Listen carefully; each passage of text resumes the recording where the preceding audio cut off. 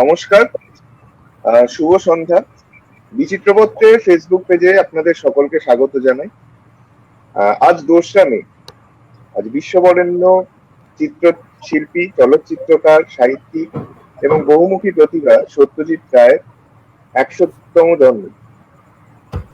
তো জন্মদিনে গত বছর আমরা এইভাবে ডিজিটালি পালন করেছিলাম এবং অনেক আশা নিয়ে আমরা ভেবেছিলাম এবছর হয়তো আবার আমরা সবাই অন্যান্য এর আগে যেরকম পরিস্থিতি ছিল, নর্মাল স্বাভাবিক সময় যেরকম করে থাকি সেই রকম ভাবেই আবার উদযাপন করব বিভিন্ন অনুষ্ঠানের মাধ্যমে। কিন্তু দুর্ভাগ্যবশত সেটা আর সম্ভব হলো না। আবার আমাদের কোভিড তার দ্বিতীয় পর্যায়ে আমাদের আক্রমণ করেছে এবং ফলপ্রসূ আমাদের আবার সেই ডিজিটাল মাধ্যমের উপর ভরসা করেই সেই অনুষ্ঠানগুলো চালাতে হচ্ছে।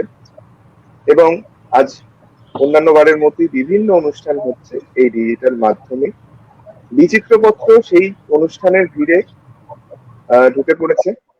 মানে আমরা ঢুকতে বাধ্য হয়েছি, আমাদের অ্যাকচুয়ালি অনেক প্ল্যান ছিল, মানে ফিজিক্যালি অনুষ্ঠান করার অনেক আমাদের প্ল্যান ছিল এবং সেটা আজকের নয়, বছর 2-3 আগে থেকে ছিল, কিন্তু সেটা হয়ে ওঠেনি। ইতিমধ্যে আমরা বিচিত্রপত্রে সত্যজিৎ শতবর্ষ সংখ্যা আমরা প্রকাশ করেছি গত 15ই এপ্রিল, নববর্ষের দিন। সেই সংখ্যা আপনারা সকলে সাদরে গ্রহণ করেছেন এবং ইতিমধ্যে আমরা বিভিন্ন জায়গা থেকে বিভিন্ন magazine stalls, online book store যেগুলো আছে, খবর পাচ্ছি যে তাদের বই নিঃশেষিত এবং আউট অফ স্টক হয়ে গিয়েছে। খুব সামান্য কিছু কপি মার্কেটে এখনো পাওয়া যাচ্ছে, সেটা আমরা প্রত্যেকদিন আপনাদের কাছে কোয়ারিজ পাচ্ছি কি করে কেনা যাবে সেগুলো। তো তাদের আমরা আগেই জানিয়ে রাখি যে অনলাইনে এখনো www.readbengalibooks.com যে অনলাইন বুক স্টোরটি আছে, সেখানে এখনো বিচিত্রপত্রের সত্যজিৎ শতবর্ষ সংখ্যা পাওয়া যাচ্ছে, সেখান থেকে আপনারা কিনতে পারেন। এছাড়া আপনাদের কাছাকাছি নিকটবর্তী ম্যাগাজিন স্টলে যদি বলে রাখেন তারা আনিয়ে দিতে পারবেন, তবে এই মুহূর্তে কতটা আনিয়ে দিতে পারবেন আমি জানি না, কারণ চারিদিকের যা অবস্থা তাতে কতটা তাদের পক্ষে সেটা নিয়ে আসা সম্ভব আমার বলা মুশকিল। যাই হোক, আমরা এইরকম অবস্থায়, তার উপর আজকের দিনটা একটু গরম দিন ছিল, এখন সব মিটে গিয়েছে, তাই এই অবস্থায় আমরা সত্যজিৎ রায়ের শতবর্ষ উদযাপনে উদ্যোগী হয়েছি। এবং আজকে আমরা কালকে যেটা আপনাদের ঘোষণা করেছি, জানিয়েছিলাম যে আজ থেকে আমরা 1 সপ্তাহ ব্যাপী সত্যজিৎ সভা চালাবো এই বিচিত্রপত্রের পেজেই প্রতিদিন সন্ধ্যাবেলা। তো সেই সত্যজিৎ সভার আজকে প্রথম দিন, আজকে সেই স্রষ্টার জন্মদিনটাই প্রথম দিন এবং সেই দিনে আমরা শুরু করতে চলেছি সত্যজিৎ সভা। আজকে প্রথম দিনে আমাদের এই সভার বিষয় হচ্ছে সত্যজিতের সাহিত্যের চরিত্র। সত্যজিতের সাহিত্যের চরিত্ররা এই বিষয়ে যে অতিথিরা আমাদের সঙ্গে কথা বলবেন তারা হচ্ছেন এক প্রসেনজিৎ দাশগুপ্ত এবং দীপ ঘোষ। সঙ্গে এই অনুষ্ঠানটা সঞ্চালনা করবেন যিনি হচ্ছেন ঋদ্ধি গোস্বামী। তো আমি সরাসরি আর ভূমিকা না করে অনুষ্ঠান পরিচালনার দায়িত্ব ঋদ্ধিদার হাতে অর্পণ করি। ধন্যবাদ অয়ন এই আলোচনা সভার আয়োজন করার জন্য। আমি প্রথমেই ধন্যবাদ জানাবো সন্দেশ এবং বিচিত্রপত্রকে এরকম একটি আলোচনা সভা নেওয়ার জন্য। আমরা সবাই যার অনুরাগী, অর্থাৎ সত্যজিৎ রায়ের আজকে জন্মশতবার্ষিকী, এবং সেই জন্যই আমাদের আলোচনার একটি বিষয় আমরা বেছে নিয়েছি যে সত্যজিতের গল্পের চরিত্ররা। তো এই আলোচনার জন্য আমরা এমন দুজনকে পেয়েছি যারা এই বিষয়ে বলার জন্য খুবই যোগ্য এবং তারা নিজেদের জগতে খুব বিখ্যাত বটেই, সত্যজিৎ চর্চার ব্যাপারেও নতুন নতুন ভাবনার সন্ধান দিচ্ছেন তার। তো আমরা দেরি না করে আমার বক্তাদের ডেকে নিই। অয়ন, তুমি কি ওদেরকে একটু এন্ট্রি যদি দিয়ে দাও।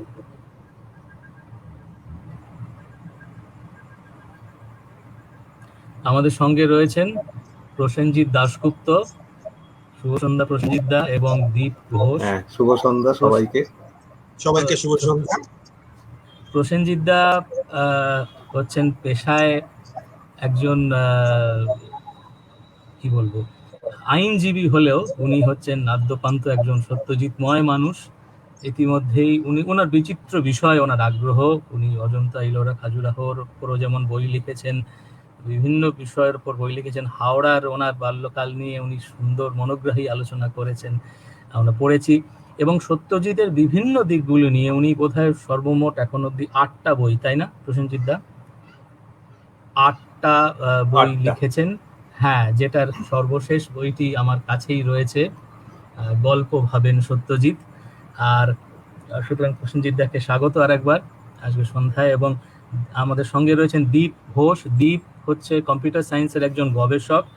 তার সঙ্গে সঙ্গে ও আইএসআইতে গবেষণা করে। তার সঙ্গে সঙ্গে দীপ হচ্ছে বিখ্যাত সংস্থা কল্পবিশ্বর সম্পাদক মণ্ডলীর একজন সম্পাদক। তার সাথে সাথে তার প্রকাশক বটে। দীপ সায়েন্স ফিকশন নিয়ে লেখালেখি করে, প্রাবন্ধিক বিভিন্ন বিষয় নিয়ে লিখেছে। এবং তার সাথে সাথে ওরা বিভিন্ন কল্পবিজ্ঞান লেখকের কাজ খুব যত্নের সঙ্গে ছাপিয়ে চলেছে। শুধু কল্পবিজ্ঞান বলবো না, কল্পবিশ্বরের একটি ইমপ্রিন্টও আছে যার নাম মন্তাজ, তাই তো?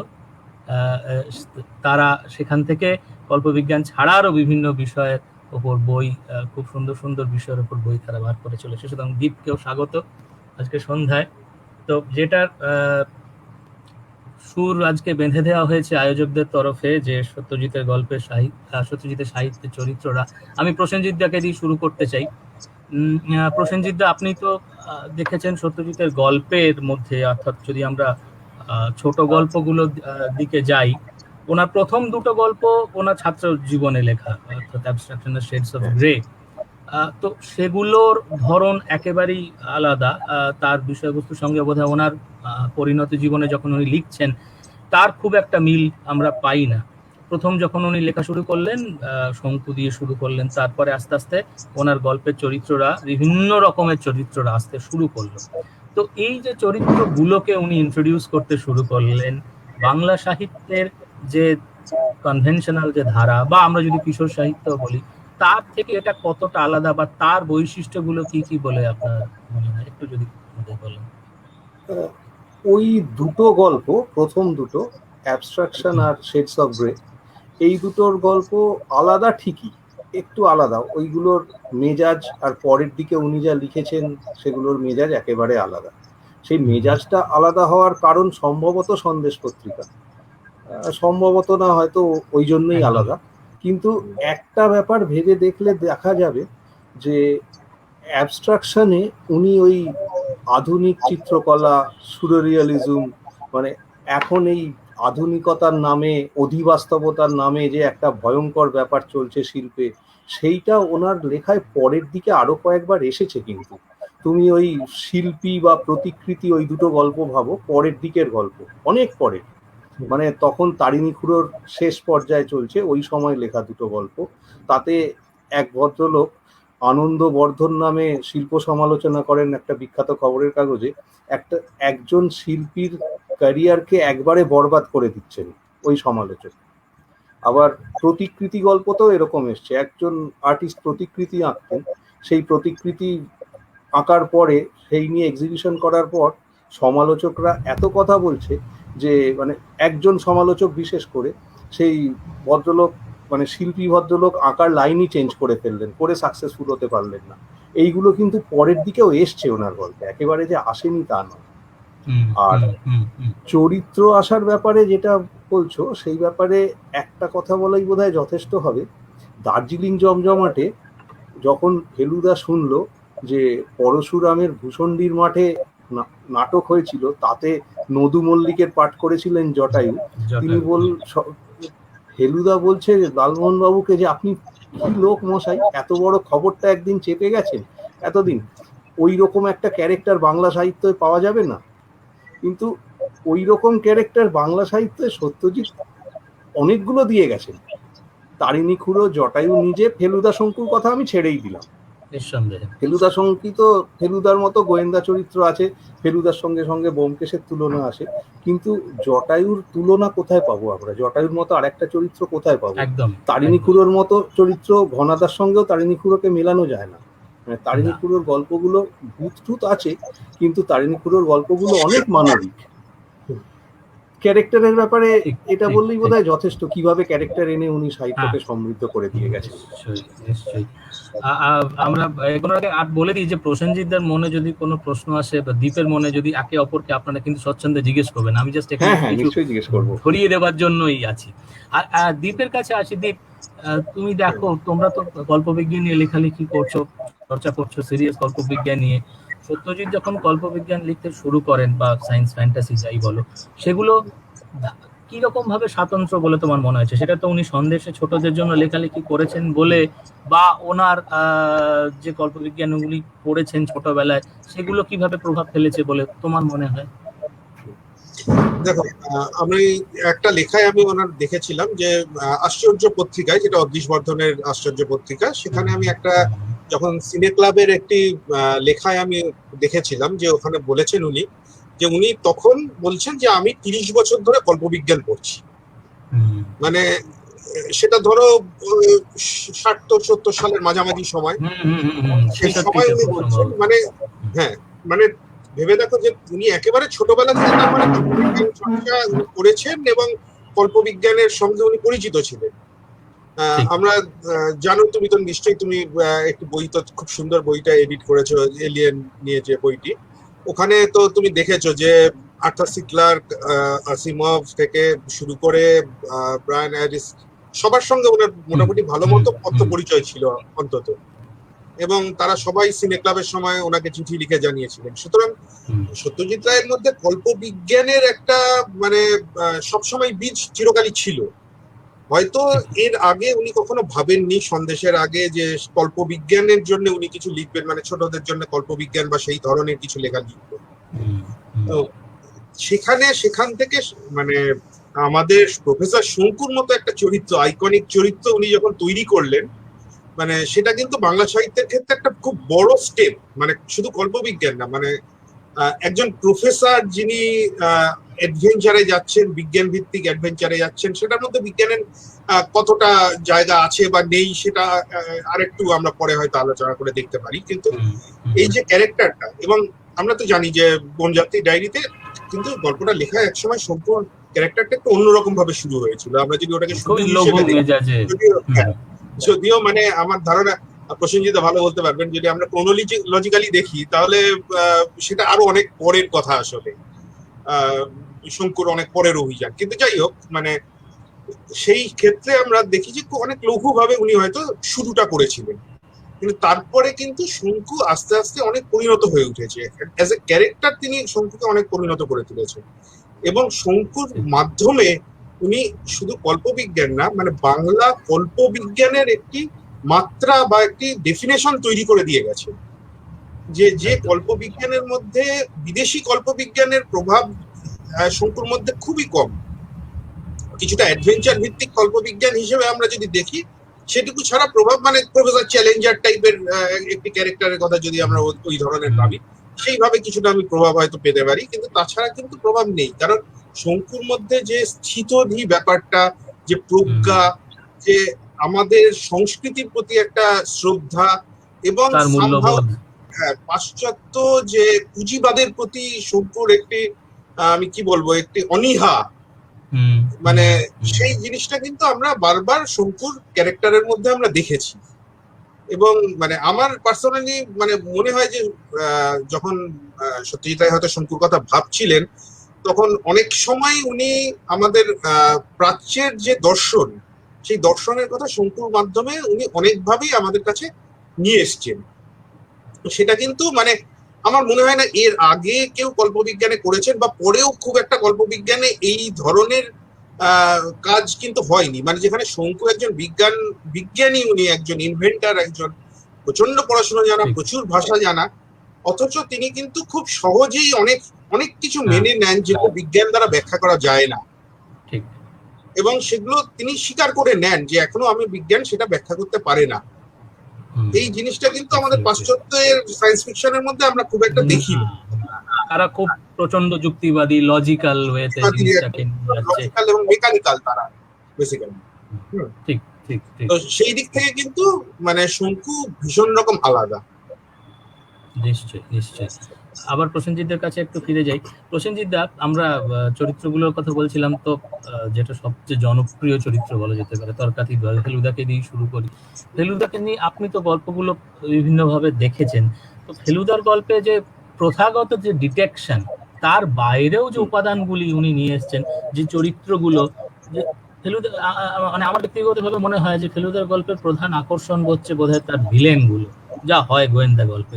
এই এই এই বিচিত্র রকমের তাদের শখ, তাদের নেশা বলুন, যাই বলুন, এটাকে আপনি কিভাবে দেখেন?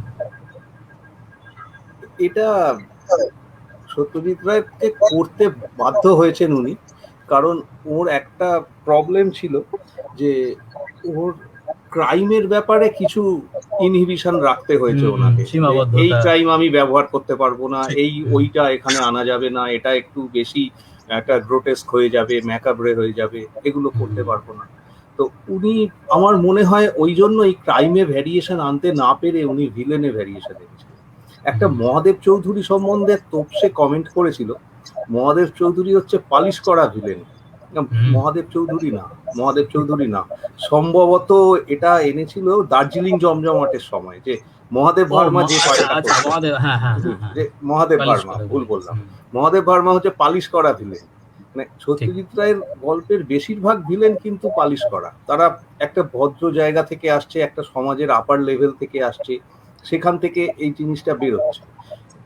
এটা আগাথা ক্রিস্টির গল্পে যেমন থাকতো, একটা ডোমেস্টিক স্ফিয়ার থেকে ক্রাইমটা আসছে, ওই রকম লেভেলেরই একজন লোক মার্ডার করছে, সেটা নিয়ে রেমন্ড স্যান্ডলাররা আবার খুব আপত্তি করেছিলেন, বলছে এরকম মার্ডার হয় না, এসব হয় না, ওই যা হয় এসব পলিটিক্যালি হয়, পুলিশ ঘুষ খেয়ে হয়, পোর্ট এলাকায় হয়, রেড লাইট এলাকায় হয়, এখানে হয় না। তো সত্যজিৎ রায়কে এটা এইখানে রাখতে বাধ্য হয়েছিল, সেই জন্য উনি ওই একটা লেভেলের নিচে আর যেতে পারেনি। একটা দেখো, একটা মার্ডার করেছিল একজন ভাড়াটে গুন্ডা, শম্ভু সিং বলে একজন, শকুন্তলার কণ্ঠহার গল্প, ওই রকম মার্ডারার কিন্তু সত্যজিৎ রায়ের গল্পে আর কোথাও নেই, সবাই অন্যরকম, মানে একটা সমাজের ওপর তলার লোকেরা সবাই। ঠিকই। আর একটা জিনিস তো মনে হয়, মানে যেটা জটায়ু সম্বন্ধে, মহাদেব চৌধুরী সম্বন্ধে জটায়ু বোধহয় মন্তব্য করেছিলেন যে এক ধরনের মাংসাশী ফুল হয় না, যে বাইরে থেকে দেখতে খুব সুন্দর, কিন্তু কাছে গেলেই খেয়ে নেয়, সেই রকম আর কি।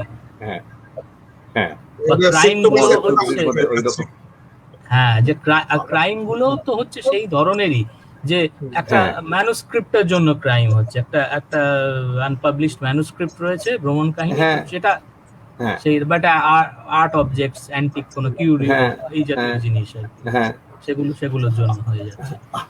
আর একটা জিনিস বলো, না বলো, আপনি বলেন। আর একটা জিনিস,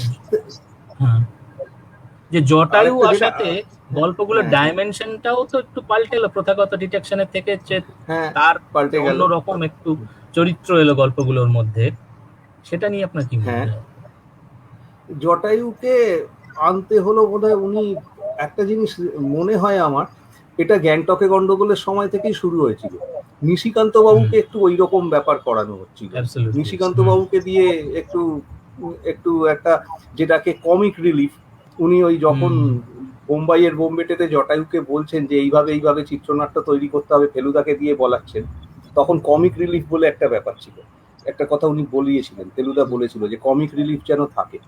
এই কমিক রিলিফটা আগে কিন্তু গ্যাংটকে গন্ডগোলের আগে বাদশাহী আংটি যদি ধরি, সেটা ফেলু তোপসেকে নিজেকেই সামলাতে হয়েছে, কমিক রিলিফ ওখানেও ছিল। সেই আর পানওয়ালাকে গিয়ে জিজ্ঞেস করছে যে রামকৃষ্ণ মিশন কোথায়, যে কে রামকৃষ্ণ মিশির, মানে ওই ক্যালকুলাস টাইপের ভুল শোনা আর কি। তো এই জিনিসগুলো ওদের দিয়েই করতে হয়েছিল।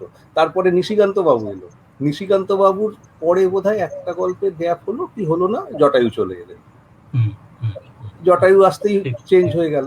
সুকুমার সেন একটা কথা বলেছিলেন যে হেমেন্দ্র কুমার বাংলা সাহিত্যে ত্রিশূল বলেছিলেন, ত্রিশূল গোয়েন্দার প্রচলন করেছিলেন, জয়ন্ত, মানিক আর পুলিশ অফিসার সুন্দরবাবু ওই কমিক রিলিফের কাজটা করতেন, সেই অনেকগুলো ডিম দিয়ে অমলেট খেতেন আর অনেকগুলো টোস্ট খেতেন আর হুম করে একটা আওয়াজ করতেন, সেই এই ত্রিশূলটাকেই আরো বোধহয় সত্যজিৎ রায় ডেভেলপ করলেন, করে জটায়ুকে ঢোকালেন ওই দলে। ঠিক। এবং বিভিন্ন সামাজিক বিষয়ের উপর কমেন্ট গুলো বোধহয় জটায়ুর মধ্যে দিয়েই তিনি করাতেন। হ্যাঁ হ্যাঁ, সেই এটাও দেখা ওই যেতে পারে। সেই গরিব লোকেদের ছবি তোলে টম ম্যাক্সওয়েল রবার্টসনের রুবিতে। তার মানে আপনি বলছেন যা গরিব লোকেরা আর মোর ফটোজেনিক দেন যারা খেয়ে পড়ে আছে। ঠিক, ওই রকম একদম, একদম। আর যেসব আরেকটা যেটা কপিগুলো তখন মানে বলতে ফিল্টারকে দিয়ে যাচ্ছিলাম, বলানো যাচ্ছে না সেইগুলো জটায়ুর মুখ দিয়ে সেইগুলো জটায়ু বলছে। হ্যাঁ, একদম, মানে একদম। সরল ভাবে না বুঝে একটা মোক্ষম কথা বলে ফেলছে। ডেফিনেটলি। আর একটা জিনিস হচ্ছে, আমার মনে হয় সত্যজিৎ তার ভিলেনদের কোনো বাস্তব লোককে দেখে একটু করতেন, এটা বলা মুশকিল। এক্ষুনি যেটা মনে পড়ছে, যেমন ধরো হীরালাল সোমানির একটা ছবি আছে টিন্টোরেটোর যিশুতে, তোমার হঠাৎ দেখলে মনে হবে কম বয়সের অজিতেশ বন্দ্যোপাধ্যায় যেন কোমরে হাতটা এরকম করে রেখে দাঁড়িয়ে আছে, সেই হাটে বাজারের অজিতেশের তুমি ফিগারটা ভাবো, আর হীরালাল সোমানির ছবিটা দেখবে।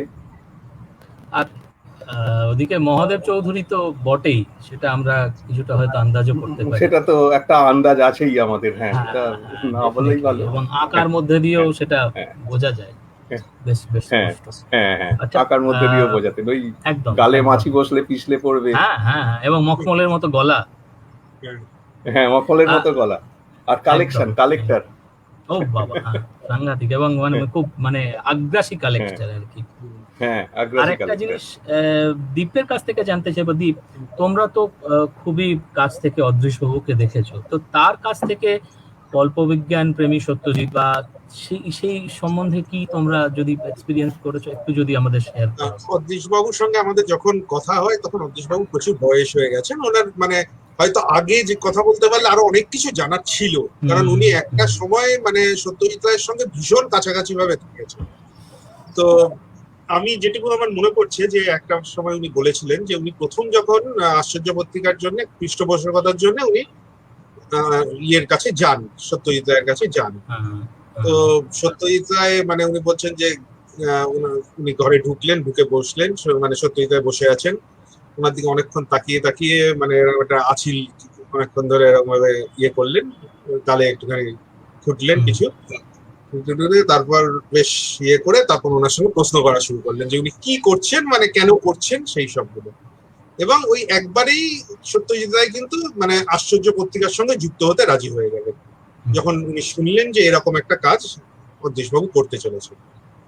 ঠিক সেই রকম ভাবেই যখন সিনে ক্লাব তৈরি হলো, সায়েন্স ফিকশন সিনে ক্লাব, তখন কিন্তু সত্যজিৎ রায় মানে একা ঘাড়ে অনেক দায়িত্ব তুলে নিলেন একবারে। মানে যখন উনি মানে প্রচন্ড বিজি, ওনার মানে তখন সিনেমা নিয়ে বলো, অন্য কাজ নিয়ে বলো, লেখালেখি নিয়ে বলো বিজি, তার মধ্যে উনি তো তুমি তো জানো যে সিনে ক্লাবের অসংখ্য লেটার হেড থেকে শুরু করে লোগো সমস্ত কিছু ছবি বাছাইটা তো আবার একটা অন্যরকম গল্প। মানে ছবি বাছাই এর ব্যাপারটা হলো যে অদৃশ বাবুরা গিয়ে ওনার কাছে মানে লিস্ট ধরে দিতেন যে কি কি ছবি করা যেতে পারে, এবার উনি সেগুলো থেকে বেছে বেছে ছবি বার করতেন, করে উনি নিজে এমবেসি গুলোতে সেই চিঠি পাঠাতেন, কারণ তখন ছবি ওরম ভাবে পাওয়া সম্ভব হতো না, যে কোন কোন এমবাসি থেকে কোথা থেকে কিভাবে ছবি পাওয়া যাবে সেগুলো পাঠাতেন। এবং তারপর সেই ছবিগুলো আসছে কিনা, এলে সেই ছবিটা কোথায় দেখানো হবে, কবে দেখানো হবে, সেই নিয়ে মানে অনেক মানে ওনার ইনভলভমেন্ট দারুণ ছিল। কোন হল কোন ছবির জন্য উপযোগী, যে এই হলে সাউন্ডটা ভালো, অথবা এটাই হলে দেখানো হবে, কোথায় হবে। হ্যাঁ, মানে কিছু বর্ণনা আমরা আশ্চর্য দেখেছি যে আশ্চর্য পত্রিকায় যে মানে সিনেমার ইয়ে শুরু হচ্ছে, সাউন্ড আসছে না, হঠাৎ করে মানে এরকম ভাবে বলা হচ্ছে যে একটা লম্বা মানুষ পিছন থেকে দাঁড়িয়ে সাউন্ড একটা বাজখাই গলায় চেঁচিয়ে উঠলেন, সাউন্ড কোথায়। মানে এইভাবে উনি মানে ইনভলভ হয়ে পুরো ব্যাপারটাকে এগিয়ে নিয়ে যেতেন। এবং তুমি তো জানোই যে সেই সময় সবার মানে সিনে ক্লাবের সঙ্গে প্রত্যেকটি দেশ বিদেশের সবার সঙ্গে মানে কল্পবিজ্ঞানের যারা ছিলেন সেই সময়কার এবং সিনেমারও অনেকে, সবার সঙ্গে যোগাযোগ সেই সূত্র দিয়ে ধরে হয়েছিল, এবং সবাই শুভেচ্ছা বার্তা পাঠিয়েছিলেন ওয়ার্ল্ড ডিজনি থেকে সবাই।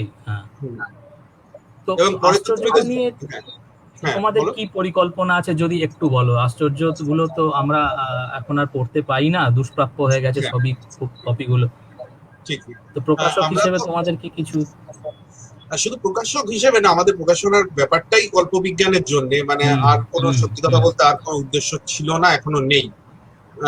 পুরো ব্যাপারটাই উদ্দেশ্য হলো কল্পবিজ্ঞানটাকেই আমাদের আবার ফিরিয়ে আনা বা এগিয়ে আনা, যেটাই বলবো। তো সেই হিসেবে আশ্চর্যগুলোর এখনো পর্যন্ত সত্যি কথা বলতে আমরা 100% উদ্ধার করতে পারিনি। মানে সেগুলো বেশিরভাগ সময়ই জাস্ট যা হয় আর কি হারিয়ে গেছে। আমরা অনেক লাইব্রেরি ঘেটে বলতে পারি ধরো 75% আমরা খুঁজে পেয়েছি আশ্চর্য পত্রিকা। তো এর ভেতরে আমরা একটা সেরা আশ্চর্য সেরা ফ্যান্টাস্টিক বলে একটা সংকলন আমরা অলরেডি পাবলিশ করেছি আশ্চর্য পত্রিকার পাতাগুলো থেকে। এবং তাছাড়া আরেকটি বই আমাদের বেরিয়েছে, সেটা তুমি হয়তো জানো, সবুজ মানুষ বলে, যার অধিকাংশ গল্পই আশ্চর্য এবং ফ্যান্টাস্টিক পত্রিকা থেকে নেওয়া হয়েছিল, এবং যার শিরোনাম যে গল্পটি সবুজ মানুষ, তার সঙ্গেও আমাদের সত্যজিৎ বাবুর ভীষণভাবে যোগসূত্র রয়েছে। মানে সেটাও আরেকটা অন্যদিকের আরেকটা গল্প, যে একই সঙ্গে চারজন মিলে একটি মানে গল্প তারা লিখেছিলেন এবং সেই গল্পটি সবাই চারজন মিলে পড়েছিলেন। সেই নিয়ে সবুজ মানুষের গল্প, মানে যেটা বলা যায় যে সায়েন্স ফিকশনের বাংলা কল্পবিজ্ঞানের ক্ষেত্রে হয়তো প্রথম বায়ারের গল্প একটা। তার আগে আরেকটা ছিল মহাকাশ যাত্রী বাঙালি বলে আরেকটি গল্প ছিল। তো এটা সেকেন্ড বাংলা সায়েন্স ফিকশনের ক্ষেত্রে এরকম গল্প। এই ধরনের সায়েন্স ফিকশন লেখা কিন্তু সত্যজিৎ বেশি লেখেননি, তাই না? কি না না না, সবুজ মানুষ বা ময়ূরকণ্ঠী জেলি বা তাছাড়া অনুকূলকে তুমি কিছুটা বলতে পারো, কারণ অনুকূলের মধ্যে অনেক আলাদা লেয়ার্ড ব্যাপার আছে, যেটা মানে শুধুমাত্র ছোটদের মতো করে পড়লে একটা সময় পড়লে তুমি একরকম ভাববে ব্যাপারটাকে, কিন্তু এটার সাথে সত্যজিতের সমস্ত গল্পই বোধহয় প্রায় তাই। মানে অ্যাটলিস্ট ছোট গল্পগুলোর ক্ষেত্রে তুমি বয়সের সঙ্গে সঙ্গে ওই গল্পগুলোর মধ্যে আলাদা ডাইমেনশন খুঁজে পেতে বাধ্য। একদম একদম ঠিক। প্রসেনজিৎ দার কাছে আসি। প্রসেনজিৎ দা, যে দীপ একটু আগেই বলছিল ছোট গল্পগুলোর কথা, ছোট গল্পগুলো তো আমার মনে হয় এক একটা মানে পুরোটা একটা হীরের খনি, বিভিন্ন রকমের চরিত্রশালা সেখানে রয়েছে, এবং এক একটা গল্প এক একটা হিরে, এক একটা গল্প এক একটা রকমের। এবং সেখান থেকে আমরা যদি জানি না এই আলোচনা কতটুকু আমরা ধরতে পারবো, তবুও যদি শুরু করি যে একটা খুব টিপিক্যাল ধরনের চরিত্র তো আমরা দেখতে পাই বিভিন্ন রকম, যারা খুব ছাপোষা মধ্যবিত্ত বেশিরভাগই, এবং তাদেরকে একটা হঠাৎ করে একটা অদ্ভুত সিচুয়েশনে ফেলে দেওয়া হচ্ছে, যেটাতে যেই সিচুয়েশনে সে পৃথিবীতে একমেব দ্বিতীয়, যাই অভিজ্ঞতার কারু নেই। যেমন একজন ভিন গ্রহের মানুষের সঙ্গে হঠাৎ একজনের দেখা হয়ে যাচ্ছে একটি ভূগোলের স্কুল মাস্টারের সঙ্গে, একজন একটি পাখির ডিম খুঁজে পাচ্ছেন যেটা একটা প্রিহিস্টোরিক একটা পাখি। হ্যাঁ, এই রকম যে চরিত্রগুলো, যে এনকাউন্টার্স হচ্ছে, একজনের একটা গাছ খুঁজে পাচ্ছেন, অর্কিডের নেশা খুঁজতে গিয়ে সেই গাছটা মানে সর্বভুক বলা যেতে পারে সেই গাছটা। এই ধরনের চরিত্রগুলোকে আপনি কিভাবে অ্যানালিসিস করেন, বা তার যে প্রতিক্রিয়াগুলো হচ্ছে সেটা পেয়ে, সেটাও কম ইন্টারেস্টিং নয়? এইটার আরেকজনের সঙ্গে মানে সেটা সত্যজিৎ হয়তো তাকে ফলো করতেন ভীষণভাবে। তুমি যদি অ্যালফ্রেড হিচককের সিনেমার গল্পগুলো দেখো, অনেক সিনেমায় দেখবে একটা লোক, সে একটু লোনার টাইপের, যেটা সত্যজিৎ রায় নিজেও বলেছেন যে আমি লোনারদের ব্যাপারে খুব ইন্টারেস্টেড, একটা লোক একা থাকে সব। তো এইরকম তুমি ধরো, আমি একটা এক্সাম্পল হিসেবে ধরছি নর্থ বাই নর্থ ওয়েস্ট, খুব পপুলার সিনেমা। নর্থ বাই নর্থ ওয়েস্টের হিরো, ওর মা আছেন, মা আলাদা থাকেন, ওর একজন সেক্রেটারি আছে, একটা বিজনেস চালায়। সে হঠাৎ জড়িয়ে গেল একটা স্পাই রিং এর সঙ্গে, সে একটা খুনের দায় পড়ে গেল, সে পালাচ্ছে, সামনে গিয়ে স্টেশনে চলে গেছে, নিউ ইয়র্কের গ্র্যান্ড সেন্ট্রাল স্টেশনে, সেখানে গিয়ে দেখছে শিকাগো ট্রেন ছাড়ছে, ও শিকাগোয় চলে যাচ্ছে। সেইখানে ওকে আবার অন্যরা ফলো করছে, যে এইভাবে একটা লোক একটা বিপদের মধ্যে পড়ে সে দৌড়ে বেড়াচ্ছে। এই জিনিসটা বোধহয় সত্যজিৎ রায়ের একটা আবছা মিল একটা পাওয়া যাবে, যে একটা লোকের একটা অদ্ভুত সিচুয়েশন হচ্ছে, সেই রকম একটা ব্যাপার আর কি। একটা লোক যেমন বহুরূপী গল্পের নিকুঞ্জ সাহার কথা ভাবো, সে হঠাৎ প্রচুর টাকা পেয়ে গেছে, তার শখ হচ্ছে ছদ্মবেশ নিয়ে ঘোরা। পিকিউলিয়ার জিনিস, কারো মাথাতেই আসবে না এটা। আর একজন একটা কুকুর পাচ্ছে যে কুকুরটা হাসতে পারে, হ্যাঁ, আর দেখা যাচ্ছে না যে তারা ওইসব অদ্ভুত সিচুয়েশনে পড়েও তারা কিন্তু খুব নরমাল বিহেভ করছে, খুব নরমাল বিহেভ করছে। হ্যাঁ হ্যাঁ, যেন এটাই হওয়ার কথা, এরকমই হওয়ার কথা, যেন হ্যাঁ কুকুর তো হাসতেই পারে, মানে ওর কিছু ব্যাপার নেই ওটা, এইরকম। আর একটা জিনিস দেখো, এই ক্যারেক্টার গুলো তো ছেড়ে দাও, এই ক্যারেক্টার গুলো তো গল্পের সেন্ট্রাল ক্যারেক্টার। আর একটা জিনিসও আছে, সেটা পরে বলছি। সেটা হচ্ছে একটা খারাপ লোক, তাকে গল্পের সেন্ট্রাল ক্যারেক্টার করে গল্প লেখা। সাধারণত গল্প লেখা হয় একটা হিরোকে নিয়ে, কিন্তু ভিলেনের পয়েন্ট অফ ভিউ, সেখান থেকে গল্প লেখা একটা অন্য রকমের ব্যাপার। কিন্তু এগুলো আসতে পরে না হয় কথা বলা যাবে এটা নিয়ে। কিন্তু আরেকটা জিনিস দেখো, ওই গল্পগুলোর মধ্যে এক একটা এমন ক্যারেক্টার তৈরি বেরিয়ে পড়ছে, এক একটা তাকে ধরো একবারই দেখা গেছে কিন্তু তার কথা তোমার সব সময় মনে থাকবে। ধরো ভক্ত গল্পর ওই সাগরিকা হোটেল না সিভিউ হোটেল, কি একটা হোটেল, ম্যানেজার, তার ম্যানেজার বিবেক বাবু। বিবেক বাবুকে আমরা ওই একবারই দেখছি। বিবেক বাবু 3টে কথা বলেছেন মুখে পান ভরার পরে। সেই সংলাপগুলো কি ভোলা যায় বলো তো? মানে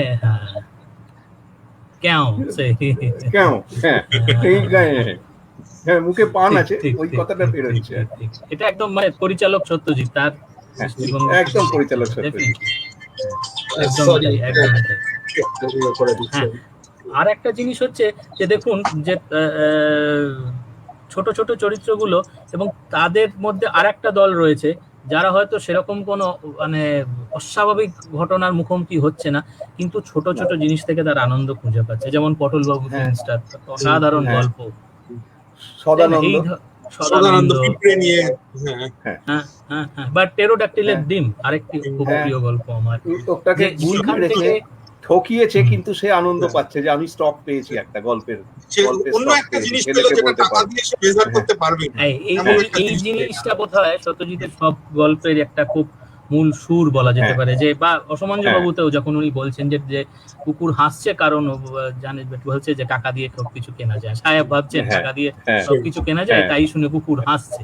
তখন সাহেব বলছে যে তোমার কুকুর কি বলছে যে ভদ্রলোক বলছেন তোমার কুকুর কি ফিলোসফার। তো এই দর্শনটা বোধহয় উনি বরাবর সব গল্পের মধ্যে দিয়েই বলে এসেছেন, তাই না? শঙ্কু কিন্তু বহুবার বলেছে এই কথা। আর একটা কথা হচ্ছে, সবসময় সাধারণ মানুষরা কিন্তু জয়ী হচ্ছে। সে টাকা পয়সা বিরাট কিছু না পাক, সে কিন্তু মানসিক শান্তি পাচ্ছে সাধারণ মানুষ। ঠিক ঠিক ঠিক ঠিক। বা ধরুন সেই দিক থেকে দেখতে গেলে বোধহয় এই গল্পগুলো কোনোটাই নেগেটিভ ভাই নেই, মানে সেরকম ভাবে নেগেটিভ ভাই পাওয়া যায় না, খুব একটা পাওয়া যায় না। আমরা শেষকালে দেখি কেউ কাউকে ঠকিয়ে দিয়েছে, যেমন ধরো বিপিন চৌধুরীকে চুনিলাল ঠকিয়ে দিয়ে গেল। ওইখানে একটু নেগেটিভ ভাইব আছে, কিন্তু সেইটাতে কিছু করা যায়নি বোধহয়, কারণ ওটা বোধহয় ওইটাই দেখাতে চেয়েছিলেন যে এইভাবে লোকগুলো ঠকে। ওইখানে সামান্য কিন্তু নেগেটিভ ভাইব আছে। তুমি দেখো লাস্টলি যে তুমি সরল লোক, ওদের কাছে গল্প করে দিলে, ওদের কাছে গল্প করে দিলে, সেটা বোধহয় একটু এক্সেপশন সেদিক থেকে। ওই সময় তার কিছুদিন আগেই কিন্তু ওই সত্যজিতের নিজের স্ক্রিপ্টটা চুরি যাচ্ছে, তার কিছুদিন আগে ভেবে দেখো। ইটি বেরোচ্ছে, সেটা উনি সেইটা হয়তো কোনোভাবে ফিরে এসেছিল, সেটা কোনোভাবে মাথায় থাকতে পারে, হতেই পারে। দীপের কাছে একটা জিনিস জানতে চাইবো। দীপ, দেখো গল্পগুলোর মধ্যে যে হরর স্টোরি যাকে আমরা বলি, সেই ধরনের গল্প তো উনি অনেক লিখেছেন। সেগুলোর মধ্যেও যে তোমার কি মনে হয় গল্পগুলো থেকে কোন জিনিসটা তোমার আকর্ষণ করে? হ্যাঁ, মানে চরিত্রগুলো কোনোটাই না ঠিক এক্স্যাক্টলি ওই ভূতের গল্প নয়। উনি কিন্তু একদম মানে খুব সাধারণ ভূতের গল্প লিখেছেন এরকম, কিন্তু সেরকম নয়। মানে হররটা বিভিন্ন ভাবে এসছে। কখনো একটা লোক দেখো, সে হঠাৎ তার একটা মানে তার মতোই দেখতে আরেকজন লোককে দেখতে পাচ্ছে, এবং তার মধ্যে একটা ডবল গ্যাঞ্জার, তাকে নিয়ে কি করবে এরকম একটা ভয়ঙ্কর একটা সে মানে একটা ইয়েতে দোনামোনায় ভুগছে। বা কেউ একটা খুন করে পালিয়ে যাচ্ছে, পালিয়ে যেতে গিয়ে সে দেখছে যে সারা জীবনে যাদের মেরে এসছে তারা তার পিছনে হঠাৎ করে যাচ্ছে। হ্যাঁ, মানে এগুলো কিন্তু মানে অনেকটা বেশি সাইকোলজিক্যাল ব্যাপারও রয়েছে কিন্তু এই হরর সাইকোলজি। একদমই তাই। আজকালকার দিনে বোধহয় আমরা এটাকে ডার্ক সাহিত্য বলবো নাকি জানি না, তো সেই অত ডার্কনেস বোধহয় সত্যিই কোনো গল্পে আসেনি। মানে সেখানেও হয়তো একটা তুমি বলতে পারো একটা সেন্স অফ জাস্টিস ছিল ওই ডার্কনেসের মধ্যে। মানে হঠাৎ করে কাউকে মানে ভয়ঙ্কর কিছু একটা হয়ে গেল, একটা ক্ষতি হয়ে গেল ভীষণ রকমের, সেরকম হয়তো খুব কমই আমরা উদাহরণ পাবো মানে এই হরর গল্পগুলোর মধ্যে। একদমই তাই। বিশেষ করে আমাদের সবাইকারই একটি প্রিয় গল্প হচ্ছে ধরো খগম। খগমের মধ্যে দিয়ে যে এটার তো একটা দর্শনও আছে, যে মানে সেটাকে তুমি কিভাবে মানে দেখো? দেখো, খগমের এটা হলো যে কি বলবো, মানে এটা একটা খুব আমার কাছে মনে হয় যে মানে আমাদের যে মানে ভারতীয় দর্শন যেটা, যে মানে লিভ অ্যান্ড লেট লিভ, এবং তুমি সেটার থেকে যদি বেরিয়ে যাও তাহলে কোনো না কোনো ভাবে তুমি কখনো না কখনো তোমার কর্মফল ভোগ করতেই হবে কোনো না কোনো ভাবে। হ্যাঁ, মানে একটা সাধারণ মানে একজন মানুষ, সে যেভাবেই হোক, কারণেই হোক, একটি সাপকে সে মারলো এবং মেরে সে মানে একজন সাধু তাকে সেখানে একটা কোন রকম ভাবে তাকে একটা অভিশাপ দিল। সেখান থেকে তারপরে সে আস্তে আস্তে সে নিজে চেঞ্জ হতে শুরু করলো। এই ব্যাপারটা মানে অ্যাজ ইফ মানে তুমি কখনোই কোনো যাই করো না কেন, তোমার কর্মফল তোমার কাছে ফিরে আসবে। আমার মনে হয় যে ওই পুরাণের রেফারেন্সটাকে টেনে এনেছেন সেখান থেকে রিলেট করার জন্য। ঠিকই, খুবই অন্য ধরনের গল্প। বা তুমি যদি ধরো খগম ছাড়া অনাথ বাবুর ভয়, আর একটা ক্লাসিক ভূতের গল্প, যেভাবে এবং মানে ওখানে ওই আর কি শেষে বোঝা যাবে যে সেই ব্যাপারটা এটা বেশ একটা চমক দেওয়া একটা বেশ ক্লাসিক অ্যাটমসফিয়ারিং। ঠিক ঠিক। প্রসেনজিৎ দা, আরেকটা জিনিস দেখুন, আমরা যে চরিত্রগুলো নিয়ে আলোচনা করছিলাম, বিভিন্ন চরিত্র রয়েছে যারা তো লোনার, অবভিয়াসলি। সেখানে সত্যজিৎ নিজেও সাক্ষাৎকারে বলেছেন যে ওনার জীবনের অনেকটা সময় ওনাকে একা কাটাতে হয়েছে। তাই কথাটা ডিস্টারবেন্স হচ্ছে জানো। হ্যাঁ, এবার শোনা যাচ্ছে কি? হ্যালো, একটা ইকো হচ্ছে একটু। হ্যাঁ, বলো। উনি তো বলেছেন যে একটা জীবনের একটা সময় ওনাকে একা কাটাতে হয়েছে অনেকটা সময়, তাই জন্য উনি লোনারদের সাইকোলজিটা অনেক ভালো বোঝেন। এটা তো উনি বলেওছেন। আর একটা জিনিস নিয়েও তো উনি অনেক গল্প লিখে গেছেন, সেটা হচ্ছে স্কুল ফ্রেন্ডদের নিয়ে গল্প। তো সেখানেও একটা জিনিস বারবার ফিরে এসছে বোধহয়, যে পরবর্তীকালে যে হয়তো ভুলে গেছে বা হয়তো অনেক প্রতিষ্ঠিত হয়ে গেছে, সে আর তারপরে তার পুরনো বন্ধুকে মনে রাখছে না, কিন্তু তাকে একটা অভিজ্ঞতার মধ্যে দিয়ে আবার ফিরিয়ে নিয়ে আসা বা তার যে চেতনাটাকে ফিরিয়ে নিয়ে আসা, এগুলো নিয়েও বোধহয় উনি নিশ্চয়ই কিছু না কিছু পার্সোনাল এক্সপিরিয়েন্স ওনার হয়েছিল, যেগুলো থেকে উনি গল্পের রসদ সংগ্রহ করেছেন বলে মনে হয়, তাই নয় কি? হ্যাঁ, হতে পারে। তবে একটা কথা কি, এই গরিব অবস্থা থেকে মানে পড়তি অবস্থা থেকে ওঠার পর পড়তি সময়ের বন্ধুদের ভুলে যাওয়া, পরিচিতদের ভুলে যাওয়া, সেটা কিন্তু বন্ধুদের নিয়ে গল্পে ছাড়াও আছে। তুমি সাধন বাবুর সন্দেহতে দেখবে আর সহদেব বাবুর পোর্ট্রেটে দেখবে, এরা ওই সময়ের লোকেদের সঙ্গে যোগাযোগ রাখতে চাইতো না। আবার আরো অন্য আছে যেটা বন্ধুদের নিয়েই গল্প, যেমন লাখপতিতে আছে, একটা বড় লোক হয়েছে, তার একটা গুমর এসেছে। আবার বিপিন চৌধুরীর স্মৃতিভ্রমেও আছে একই রকম ব্যাপার, কিন্তু ওই বন্ধুরা ওদের একটা করে শিক্ষা দিয়েছে, মানে একটু হেনস্থা করেছে বা একটু মানে তাদের মধ্যে গিল্ট ফিলিংটা জাগিয়ে যাতে পাঠক খুশি হয়েছে। অথচ ক্লাস ফ্রেন্ড গল্প, যেটা ক্লাস ফ্রেন্ডই তো, ওই যেটা জয়দেব আর জয়দেব প্রথমে বিশ্বাস করছিল না যে অন্য লোক জয়দেব সেজে এসছে, কিন্তু ছেলেকে দেখে বুঝতে পারলো সেটা আবার একটা অন্যরকম ফিলিংস এর গল্প, কিন্তু একেবারে আলাদা রকম গল্প, মানে বন্ধুকে ফিরে পাওয়ার গল্প বলতে পারো। এবং সেটা মানে প্রকৃত কি বলবো, রসটা পেতে গেলে বোধহয় একটু বড় বয়স না হলে বোধহয় পাওয়া সম্ভব না, তাই না কি? হ্যাঁ, আর একটা জিনিস মনে হয় যে ওই আরেকটা গল্প আছে যেটা সন্দীপ বাবু সিনেমা করেছিলেন, যে ওই পরে একজন নামকরা ফিল্ম স্টার হয়ে গেছে ওই ছেলেটি, আর এক বন্ধু, ওরা ঠিক করেছিল 20 বছর পর এক জায়গায় লাইট হাউস সিনেমার সামনে দেখা করবে। ঠিক ঠিক ঠিক। ওই গল্পটা আমার মনে হয় পরে বললো যে ও তো চমকলাল বলে ফিল্ম স্টার হয়ে গেছে, সবাই এখন চমকলাল, কিশোরীলালের বন্ধু, কিশোরীলাল নতুন বন্ধু, কিশোরীলালের বন্ধু। আমার মনে হয় উনি ছোটবেলার হারিয়ে যাওয়া বন্ধুদের মিস করতেন। ওইটার থেকে মানে ওটা অনেক পরে গল্পটা লেখা, তখন অনেক বয়স, তো আমার মনে হয় ছোটবেলার বন্ধুদের মিস করতেন, কারো কথা হয়তো ভাবতেন, আর যোগাযোগ নেই, কোথায় আছে কেমন আছে কে জানে, সেই থেকেই গল্প মাথায় এসে থাকতেই পারে।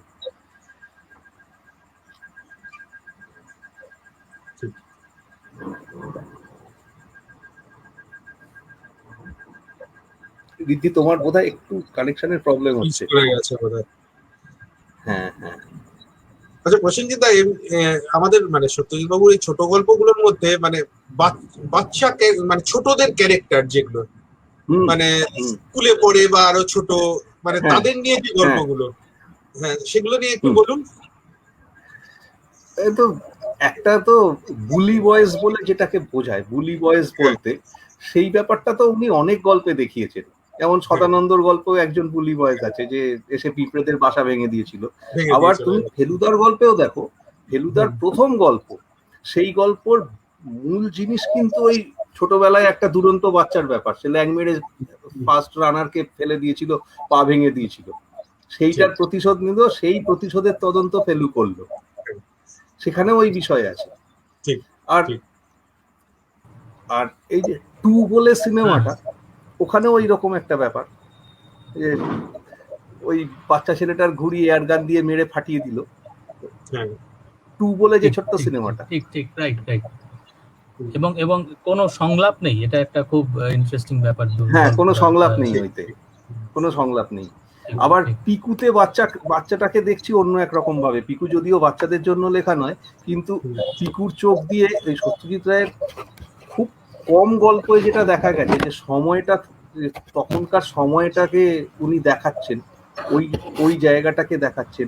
পিকু কিন্তু দেখছে যে বোমার শব্দ হচ্ছে, মা বলছে পুলিশ, বাবা বলছে বোম, ও দাদা কলেজে পড়ে, সে 3 দিন বাড়ি ফিরছে না, সেই সময় তুমুল ডিস্টারবেন্স চলছে। সেইটা পিকুতে সেইটাও দেখেছিল একটা ওই বাচ্চা ছেলের চোখ দিয়ে। ঠিক ঠিক ঠিক ঠিক, মানে বাচ্চাদের মানসিকতাটাও উনি খুব ভালো বুঝতে পারতেন। সেটা তো অবশ্যই সন্দেশের উনি সম্পাদক যখন ছিলেন। সেখানে কোথাও ওই লেভেলের একটা ছেলেকে, সমাজের ওই স্তরের একটা ছেলেকে ওই আরেক জায়গায় নামিয়ে নিয়ে যাওয়া, সেটাতেও ভাবো না কিরকম, মানে ভীষণ ভালো আইডিয়া না থাকলে কি করে করবে। একদমই তাই। ওটা মানে তাকে একদম কমপ্লিটলি ট্রান্সপ্লান্ট করে একটা অন্য জায়গায় নিয়ে সেখানে তাকে ফেলে গল্পটা দেখছেন এখানে। সেখানে বেশ আচ্ছা, এবার আমি একটা কথা বলি। হ্যাঁ হ্যাঁ নিশ্চয়ই। রিদ্ধিকে আমি একটা কথা বলি। রিদ্ধি, তুমি ট্রান্সলেশন গুলো নিয়ে একটু বলো। আমরা তো বলে যাচ্ছি, তুমি জিজ্ঞেস করে যাচ্ছ। ট্রান্সলেশন গুলো নিয়ে, লিয়ারের ছড়াগুলো নিয়ে, বিশেষ করে লিয়ারের ছড়াগুলো তো মানে আমি যতটুকু পড়েছি, এবং অসম্ভব ভালো ছন্দ জ্ঞান এবং কবিতা সম্বন্ধে ভালো বোধ না থাকলে অত ভালো ট্রান্সক্রিয়েশন করা সম্ভব নয়। কারণ উনি তো শুধু মূলের ওর থেকে অনুবাদ করে ছেড়ে দেননি, তার সঙ্গে সঙ্গে নতুন শব্দ তৈরি করেছেন। ঠিক একই কথা বলা যেতে পারে যখন উনি সুকুমারের ননসেন্স রাইমস অনুবাদ করছেন। ননসেন্স রাইমস গুলো অনুবাদ করছেন, যেগুলো আমরা খুব শিগগিরই 3 রেজ বলে যে বইটি বেরোবে তার মধ্যে দেখতে পাবো। এবং যখন উনি অনুবাদ করছেন তখন মূল ভাবটাকে বজায় রেখে তার সঙ্গে সঙ্গে নতুন শব্দ সংযোজন করছেন, নয়তো এমন কিছু রেফারেন্স দিচ্ছেন যাতে কিনা আমরা সেই ব্যঞ্জনাটাকে মেলাতে পারি, যে এই রকম ভাবেই কিন্তু এটা হতে পারে। সেইভাবে এটাকে একদমই ট্রান্সক্রিয়েশন বলা যেতে পারে। এবং একই জিনিস আমরা দেখছি যখন উনি, আমরা আরো ওই বইটাতে আরো কিছু থাকবে, টার্গেট পত্রিকার জন্য উনি কিছু অনুবাদও করেছিলেন উপেন্দ্র কিশোরের গল্প। সেখানে উপেন্দ্র কিশোরের একদম ইনোসেন্ট যে ভাবটা, যে একটা ফোক টেলস এর জন্য যেটা দরকার লাগে, যে সেই মেজাজটাকে বজায় রেখেই কিন্তু সেইভাবে অনুবাদটা করেছে। এইটা অনুবাদক সত্যজিতের খুব বড় গুণ বলে আমার মনে হয়।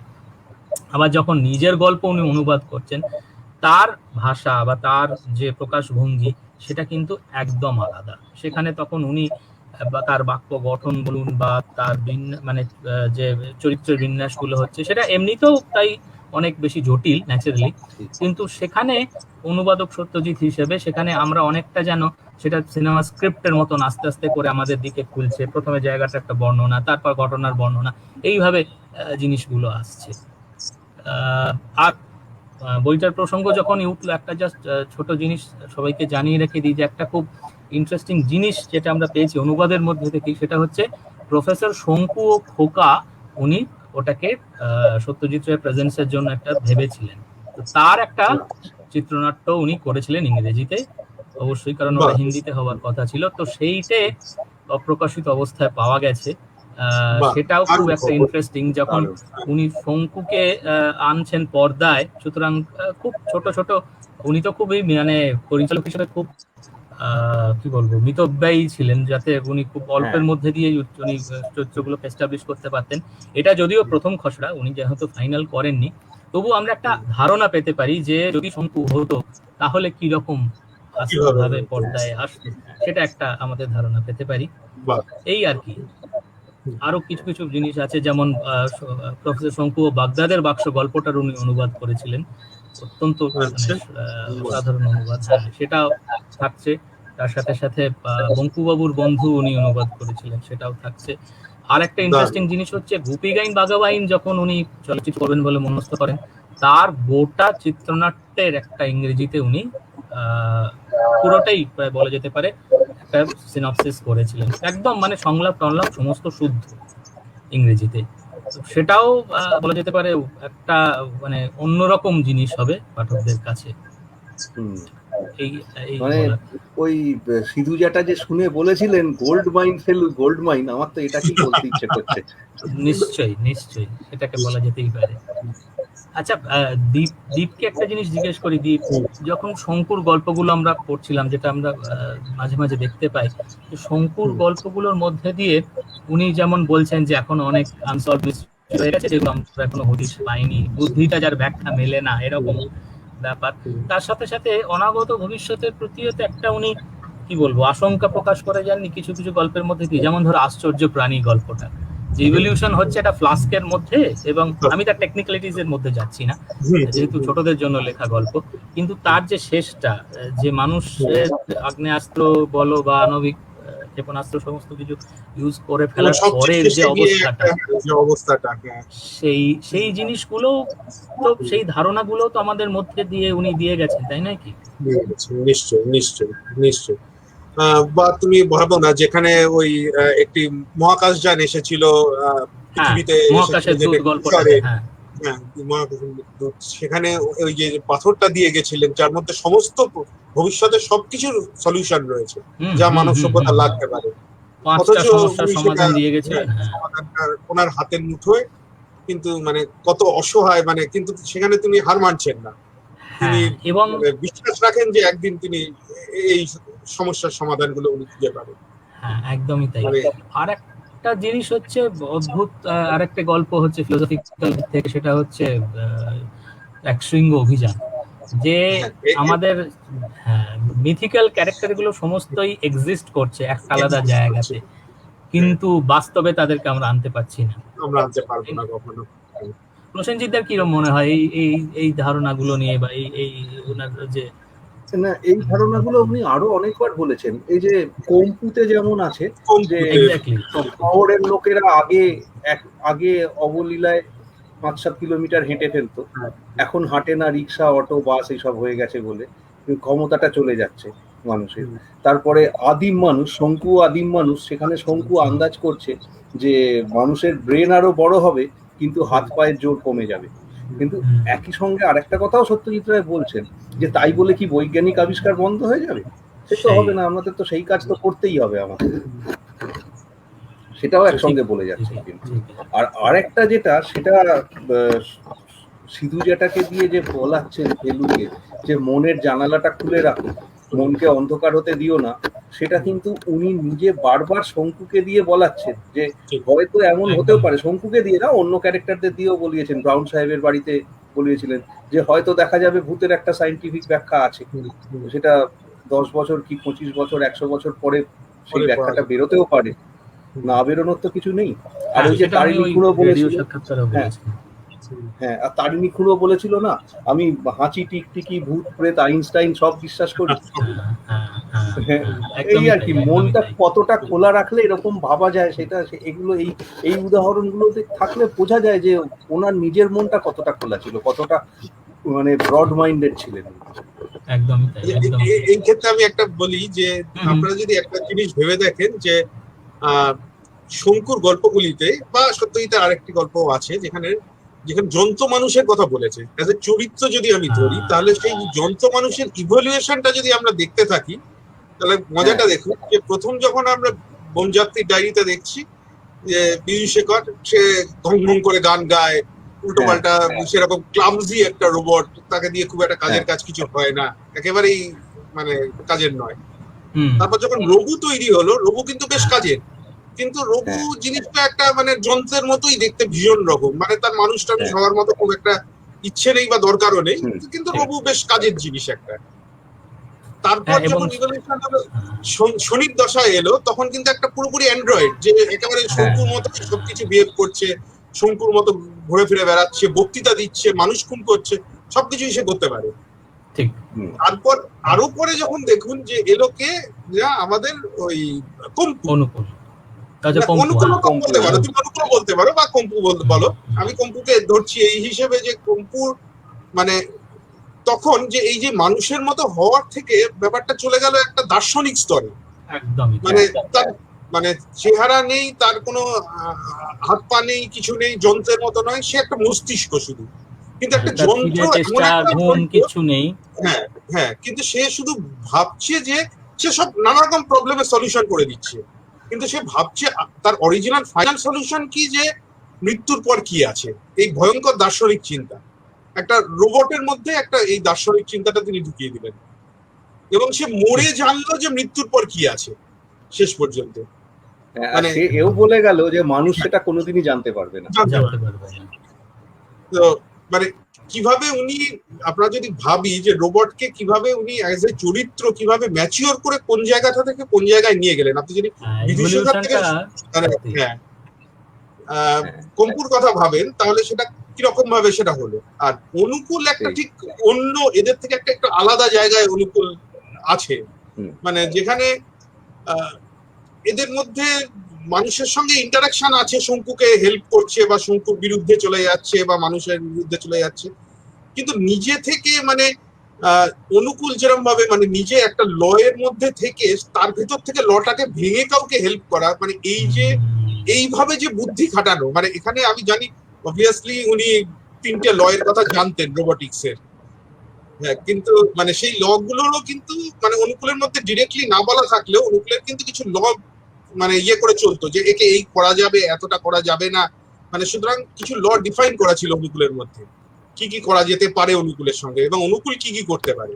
যদিও সেগুলো আমাদের অ্যাসিমভের ল নয়, কিন্তু স্টিল যে ওকে যে মানে কেউ ইয়ে করলে, অপমান করলে ও যে তাকে শক মারতে পারে, সেই ব্যাপারটা কিন্তু ওর মধ্যে ইনবিল্ট করা ছিল, এবং ও সেটা কখন করলো এবং কিভাবে করলো যাতে ওর মাস্টারের সেখান থেকে কোনো একটা সুবিধে এগিয়ে আসে, সুবিধে হতে পারে। সেটা করার অনুকূলের কোনো দরকার ছিল না, অনুকূলের তো স্পেসিফিক মানে তার মাস্টার তো তার মানে স্রষ্টা নয়, তার কোন রকম, এবং তাকে কোনো এক্সট্রা সুবিধা দিচ্ছে তাও সেরকম কিছু ছিল না, ফ্রেন্ডলি ছিল।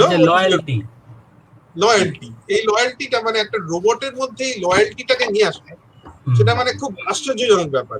মানে রঘুর লয়্যালটি শঙ্কুর প্রতি থাকবে, শঙ্কুর রঘুকে সৃষ্টি করেছে, সৃষ্টিকর্তা থাকতেই পারে, তার এক্সিস্টেন্সিয়াল ক্রাইসিস আছে শঙ্কুর প্রতি একটা, কিন্তু অনুকূলের তো সেরকম কিছু ছিল না এই লয়্যালটিটা না।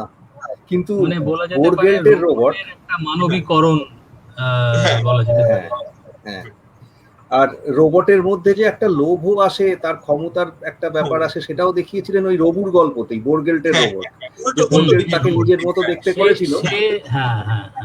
সে তার মনিবকেই ওভার পাওয়ার করে তার জায়গা নিয়ে চলে গেছিল। হ্যাঁ, তার জায়গা নিতে গেল। ঠিকই ঠিক ঠিক। আর একটা গল্পকে না ছুঁয়ে গেলে বোধহয় হয় না, সেটা একদম অন্য ধরনের গল্প প্রসেনজিৎ দা, সেটা হচ্ছে আর্য শেখরের জন্ম মৃত্যু। এটাকে সত্যজিতের অন্য কোনো গল্পের সঙ্গে বোধহয় মেলানো যায় না, একেবারেই কখনোই মেলানো যাবে না, কখনো মেলানো যাবে না। এবং কি বলবো, মানে এক এক রকম বার পড়লে বোধহয় এক এক রকম মানে বেরিয়ে আসে। তার উনি যে জটিলতা যেভাবে তৈরি করেছেন, যে রকম কমপ্লেক্স একটা সাইকোলজিক্যাল এবং দার্শনিক প্রশ্ন তৈরি করেছিলেন, এই ব্যাপার আপনার কি মনে হয়? এই দার্শনিক প্রশ্নগুলো আমার মনে হয় সত্যজিৎ রায়ের নিজের মধ্যেও ছিল।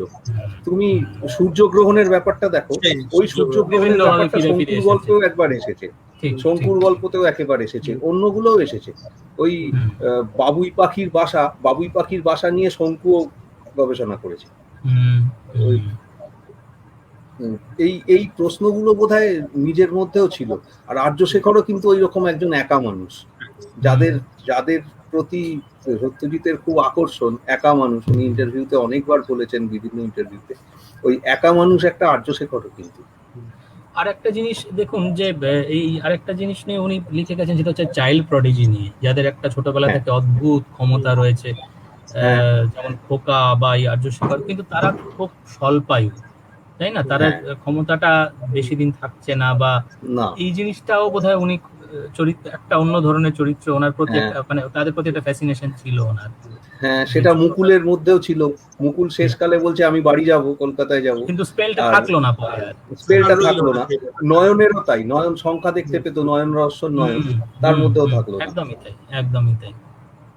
এই জিনিসগুলো নিয়ে উনি বোধহয় খুবই মানে স্পেলটা থাকা বোধহয় উনি নিজেই পছন্দ করতেন না, যে একটা ছেলে, বাচ্চা ছেলে, সে তার ছোটবেলাটা ছোটবেলার মতোই কাটাক, সেটাই বোধহয় উনি চাইতেন। ঠিকই, ঠিকই, ঠিকই। আর আরেকটা দেখো, আরেকটা এই যে মুকুল যে শেষকালে হাহা করে হেসে উঠলো সিনেমায়, মুকুলকে সিনেমায় প্রথম হাসতে দেখা গেল, সেম জিনিস কিন্তু সদানন্দর ব্যাপারে হয়েছিল। সদানন্দ ভীষণ জোরে হেসে উঠেছিল। তখন এরা দেখলে কেউ বলবে না যে সদানন্দ হাসতে, হ্যাঁ, ওরা হাসতে জানে না, কেউ বলবে না। ঠিক, ঠিক, ঠিক।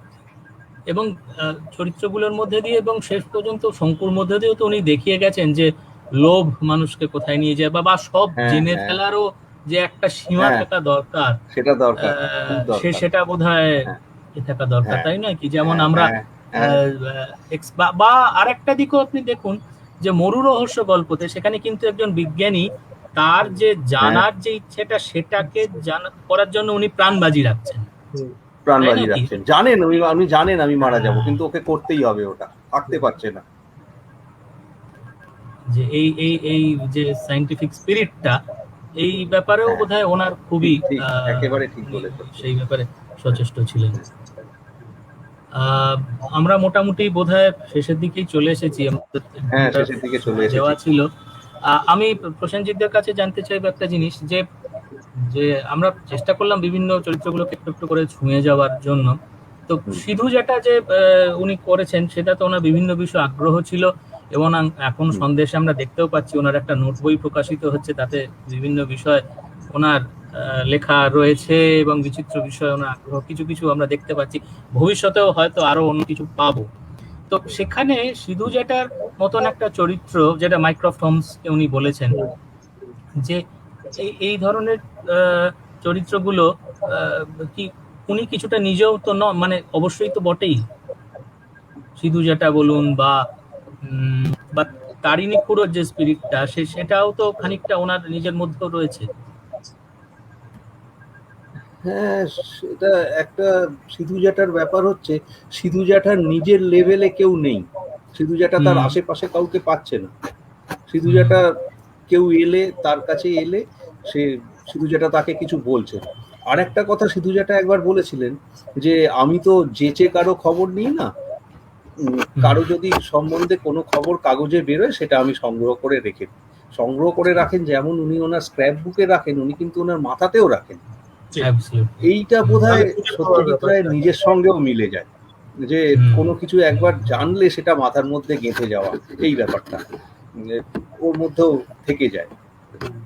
আর যেটা ফেলুর পক্ষে অত বেশি জেনে যাওয়া একটু বেশি হয়ে যেত, সেটার জন্যই সিধু জেটা হয়তো ছিলেন।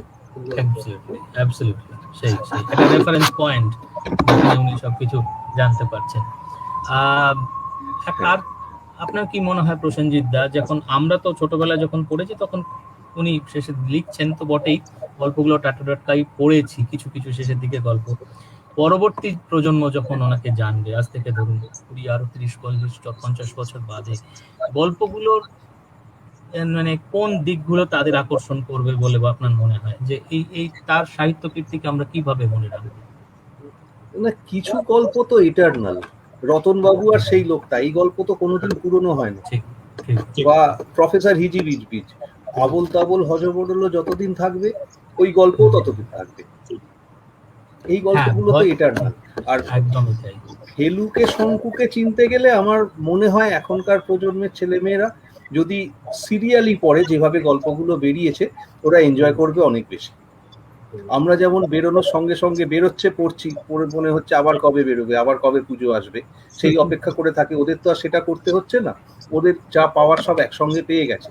ওদের সেইটাকে আস্তে আস্তে ওই পথ ধরে এগোতে হবে, তাহলে ওরা বেশি এনজয় করবে ওটা।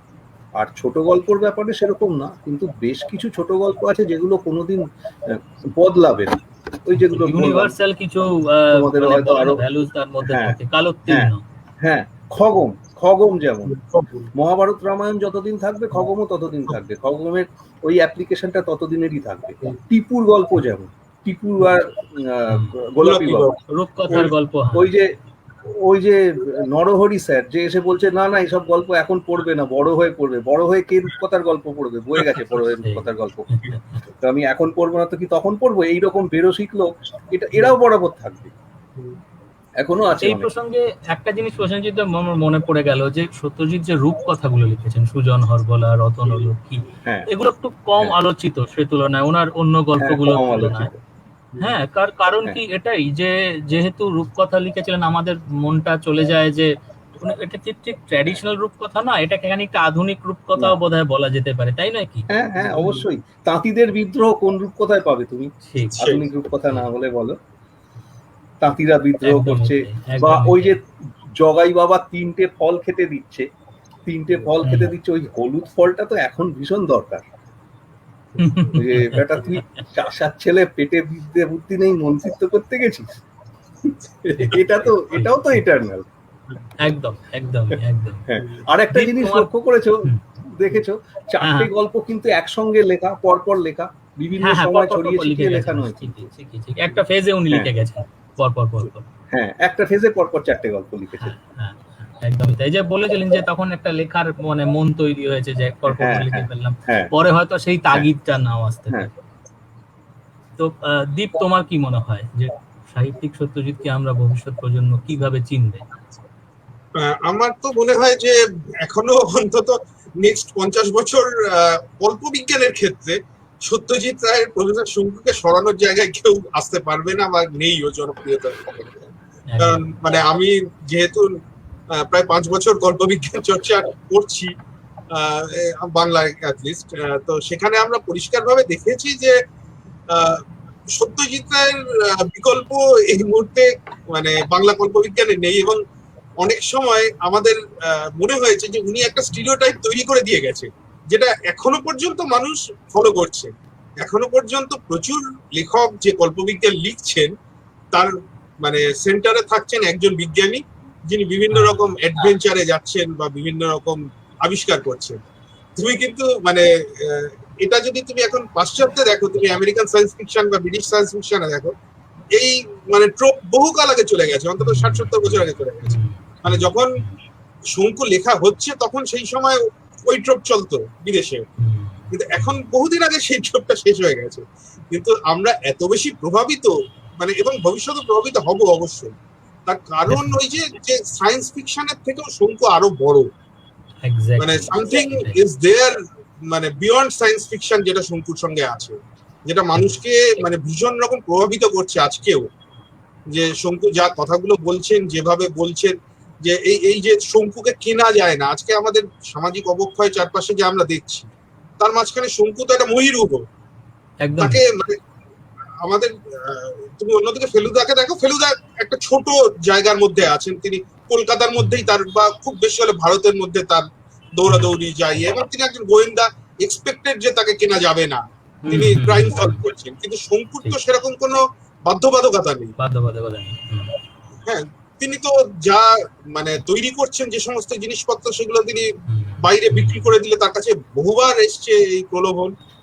তিনি মানে ভীষণ রকম বড় লোক হয়ে যেতে পারেন, কিন্তু তিনি একটা ছোট্ট বাড়িতে একদম একটা নিরঙ্কুশ, একদম ভীষণ রকম সাদাসিধে একটা জীবন কাটিয়ে চলেছেন এবং কাটিয়ে শেষ পর্যন্ত। তো এই ব্যাপারগুলো আমার ধারণা যে মানুষের কাছে একটা খুব মানে বড় জায়গা নেয়, মানে এইভাবে এই ক্যারেক্টার বিল্ডিং এর ব্যাপারটা, এবং এটা সত্যজিৎ রায় খুব ভালোভাবে বুঝতেন। সেই জন্যই এই ক্যারেক্টার গুলো মানে আজ থেকে 50-100 আবেদন বছর পরেও চিরকালীন, মানুষ সেটাই করবে। ঠিক। আমরা সেই আশাতেই একটা শেষ করতে পারি যে এই সত্যজিতের চরিত্রগুলির আবেদন আজ থেকে 50 বছর সবসময় থাকবে এবং ভবিষ্যৎ পাঠকদের একইভাবে তাদের আকৃষ্ট করে যাবে।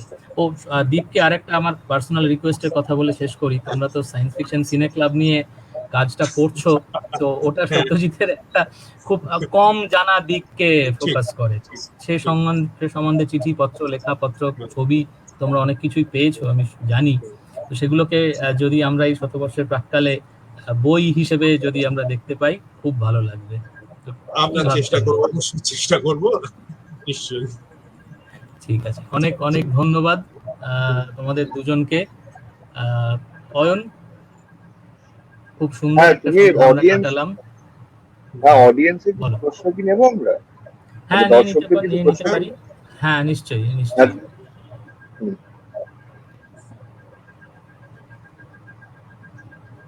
প্রসেনজিৎ দেব প্রশ্ন। হ্যাঁ, প্রসেনজিৎ বাবুর কাছে সত্যজিৎ রায় সাহেবের অ্যাডভার্টাইজমেন্ট জগতে প্রতিভা নিয়ে একটা নতুন বই আশা করছি। এই বিষয়টা নিয়ে খুব বেশি কেউ লেখেননি এখনো পর্যন্ত। খুব ভালো রিকোয়েস্ট একটা।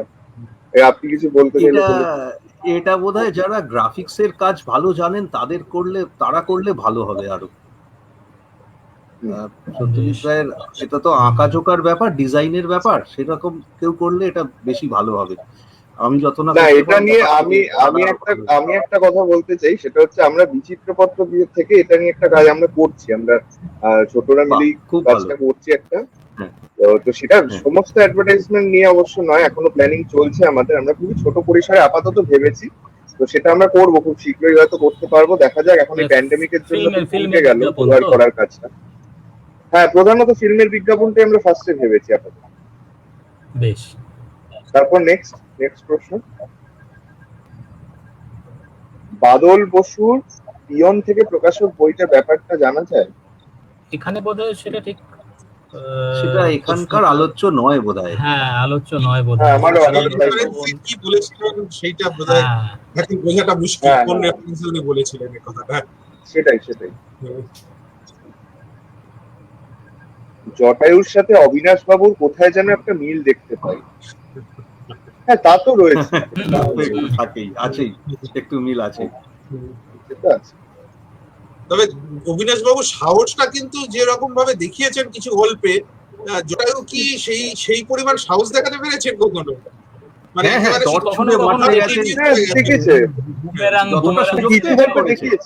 বুমেরাং এর ব্যাপারটা বাক্স রহস্য, সেটা কিন্তু ঘটেছে, ওগুলো তো আছে। একটা ব্যাপার আছে, অবিনাশ বাবু শঙ্কুকে নিয়ে একটু হাসি ঠাট্টা করতেন মাঝে মাঝে, একটু শঙ্কুর লেগ পুল করার চেষ্টা করতেন। জটায়ু যেটা ভাবতেই পারবেন না যে আমি ফেলু বাবুর পিছনে লাগবো, এটা জটায়ুকে অ্যাকশনে দেখা গেছে কখনো ওই হংকং এ বোধহয় প্যাকিং বাক্স মাথায় ফুঁড়ে দিয়েছিল না? হ্যাঁ, প্যাকিং বাক্স,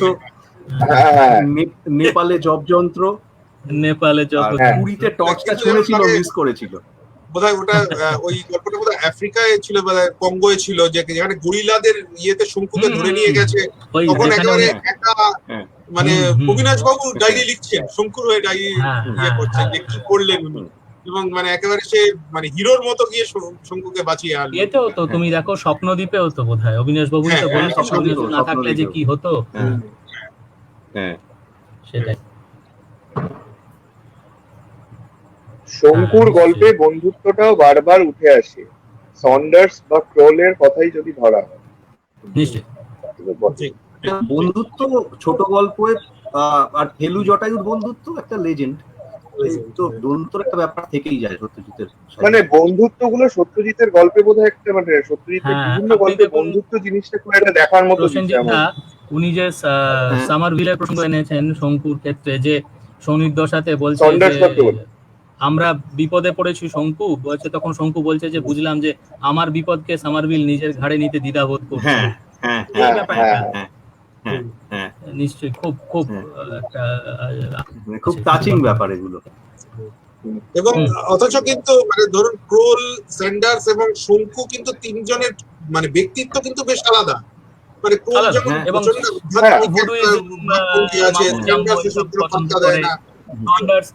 এটাও মানে তার মধ্যে তো বুঝিয়েছেন যে বিপরীত মনস্ক মানুষ হলেও কিন্তু তাদের মধ্যে বন্ধুত্ব হয়, যে সেই জিনিসটা যে তাদের, হ্যাঁ হ্যাঁ তাই না? হয়, হ্যাঁ। হ্যাঁ, ময়ূরকণ্ঠী জেলি নিয়ে একটু কথাবার্তা হোক না। ময়ূরকণ্ঠী জেলি, দীপ কিছু বলো। এটা প্রসেনজিৎকে আমি এগিয়ে দিলাম। আচ্ছা, প্রসেনজিৎ দা বলুন। ময়ূরকণ্ঠী জেলির ব্যাপারে একটা রহস্য কিন্তু শেষকালে থেকেই যায়, যে জেলি কার হয়ে প্রতিশোধ নিল, অমিতাভর হয়ে না প্রদোষের হয়ে? জেলি তো প্রতিশোধ নিয়েছিল শেষ অবধি শশাঙ্কর উপর, কার হয়ে প্রতিশোধ নিয়েছিল সেইখানে একটা ধাঁধা কিন্তু সত্যজিৎ রেখে দিয়েছে, বলেননি ময়ূরকণ্ঠী কেন হঠাৎ এলো, জেলি কেন ওইভাবে ওকে তেড়ে গেল, দিয়ে ভ্যানিশই বা হয়ে গেল, মানে ওই প্রদোষের লাইফটাই কি ওর মধ্যে চলে এসেছিল? ওটা তো একটা লঞ্জিভিটি বাড়ানোর ওষুধ বলে মনে হয়, হয়তো সেটাই মনে হয় সম্ভব, মানে ভাবে অ্যাটলিস্ট আমার ব্যক্তিগতভাবে তাই মনে হয়েছিল পড়ে গল্পটা। কিন্তু ওপেন এন্ডেড, নিশ্চয়ই ওপেন এন্ডেড ব্যাপার হয়ে গেছে। এবং মানে এই মৃত্যুর জন্য দায়ী নয় এই কথাটা কেন, মানে এর উদ্দেশ্যটা কি ছিল জেলি? মানে সেটা যদি আমরা ভাবি, লিখে দিয়ে গেল হাতের লেখায়, দিল ঠিক আছে, মানে কিন্তু এইভাবে মানে ব্যাপারটাকে কেন সুইসাইড হিসেবে দেখানো হলো, এটাকে যদি আমরা ভাবি। ঠিক একদম কারেক্ট পয়েন্ট। মানে এখানেও কিছু সাইলেন্ট জাস্টিসের একটা ব্যাপার, এবং এইখানেও যে তার যে গিল্ট কনসিয়াসনেস বা যাই বলো, সেই সাইকোলজিক্যাল ব্যাপারটা চলে আসছে কিন্তু সেখানে। এখানে একটা উনি প্রশ্ন রেখে গেছেন।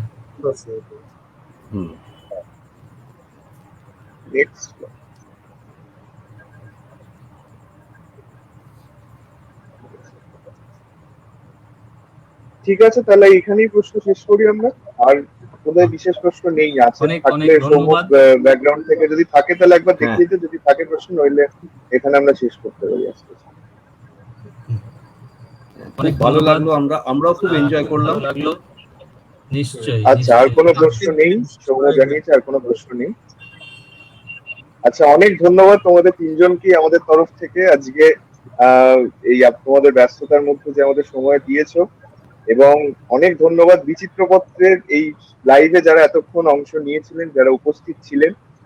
আজকের দিনটার যা মানে চারিদিকে যা অবস্থা, বা যা আজকের দিনে অন্য যে জিনিসটা বেশি গুরুত্বপূর্ণ হয়ে উঠেছে সকলের মধ্যে, তার মধ্যেও যে আজকে সন্ধ্যাবেলা এত লোক এই লাইভটা দেখলেন, সেটার জন্য আমরা কৃতজ্ঞ সকলের কাছে। সকলে খুব ভালো থাকবেন, সুস্থ থাকবেন। আগামীকাল আবার আমরা এরকম লাইভ নিয়ে চলে আসবো। আগামীকাল লাইভের বিষয়বস্তু আমি এখনই জানিয়ে দিতে চাই। আগামীকাল লাইভের বিষয়বস্তু রায় পরিবার ও সত্যজিৎ, এই বিষয়ে বক্তব্য রাখবেন প্রসাদ রঞ্জন রায় এবং শুভেন্দু দাশমুন্সী। আগামীকাল যেহেতু সোমবার থেকে শুক্রবার, আমরা গতকালই জানিয়ে গিয়েছি যে সোম থেকে শুক্র আমরা রাত্রি 8টার সময় এই লাইভটা শুরু করবো, মানে দর্শকদের অফিস কাছারি এই ব্যাপারগুলো ভেবে। তো সেই আমরা আগামীকাল থেকে শুক্রবার অবধি আবার 8টা থেকে এই লাইভটা হবে। আগামীকাল লাইভে উপস্থিত থাকবেন প্রসাদ রঞ্জন রায় এবং শুভেন্দু দাশমুন্সী। সকলে ভালো থাকবেন, সুস্থ থাকবেন, সাবধানে থাকবেন কোভিড এর মধ্যে, আর বিচিত্রপত্রের সঙ্গে থাকবেন। শুভরাত্রি, নমস্কার। শুভরাত্রি।